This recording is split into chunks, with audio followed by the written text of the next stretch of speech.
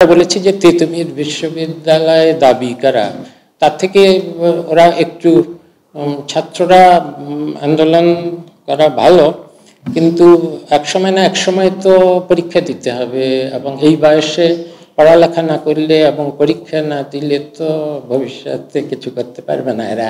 এবং এই জন্য আমি বলেছি সাধারণ তিতুমির কলেজেরও সাধারণ শিক্ষার্থীদের যাতে শিক্ষাক্রমে অসুবিধা না হয়, তারা ক্লাস করতে চায়, আমার কাছে অনেকে বলেছে, লিখেছ, এবং জনদুর্ভোগ যাতে না হয়, কর্মসূচি যদি দিতেই হয় সেরকম কর্মসূচি দিতে থাকুক।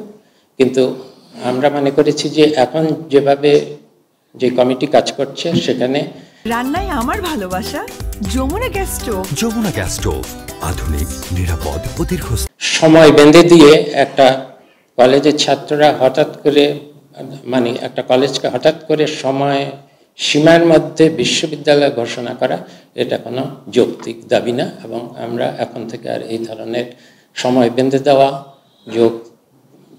মানে দাবির মুখে এমন সিদ্ধান্ত নেব না যেটা শুধু আমাদের সময়ের না, এটা পরবর্তী অনেক সময়ের ভবিষ্যতে বহুদিনের জন্য এটা একটা অযৌক্তিক সিদ্ধান্ত করলে সেটা বহুদিনের জন্য একটা বোঝা হয়ে থাকবে। আমরা তো এই অন্তর্বর্তী সরকার এইসব সব দাবি দেওয়া মানার জন্য এখানে আসিনি, আমরা এসেছি একটা একটা সুশাসিত গণতান্ত্রিক ব্যবস্থায় উত্তরণের জন্য। সেই ফাঁকে ছোট ছোট যেসব রিফর্ম, দাবি দেওয়া পূরণ না, যেসব রিফর্মগুলো করতে পারবো সেগুলো করার, বড় বড় রিফর্ম তো হচ্ছে, সেগুলো নিয়ে আলোচনা হয়, কিন্তু প্রত্যেকটা মন্ত্রণালয়, যেটা কালকে আমি আলোচনা করবো এবং টাস্কফোর্স রিপোর্টে আছে, ছোট ছোট কিছু রিফর্ম এই সুযোগে সময় যখন পাওয়া গেছে করে ফেলতে চেষ্টা করব।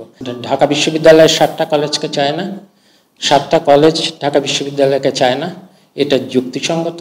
এ কারণে 7টা কলেজকে পৃথকভাবে একটা বিশ্ববিদ্যালয় আদলে তৈরি করার জন্য একটা বিশেষজ্ঞ কমিটি আছে ইউজিসির চেয়ারম্যানের অধীনে।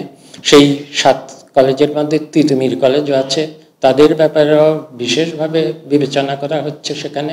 এবং তারা ছাত্রছাত্রীদের, এই 7 কলেজের ছাত্রছাত্রীদের যেসব বিড়ম্বনা এই কয়েক বছর ধরে তাদের যেসব অসুবিধাগুলো, এগুলোর জন্য তিতুমির কলেজ শুদ্ধ, সবগুলো কলেজের প্রতিনিধিদের সাথে কিন্তু তারা বসেছেন। বিশেষ বিবেচনায় প্রত্যেকটা 7টা কলেজই আছে না, আমি তো বলেছি বিশেষ বিবেচনায় যদি বাংলাদেশের কোনো কলেজকে আমি বিশেষ বিবেচনায় নেব, সেটা নেব রাজশাহী কলেজ, কারণ রাজশাহী কলেজ হলো বাংলাদেশের সবচেয়ে ঐতিহ্যবাহী কলেজ এবং সবচেয়ে পুরাতন কলেজ।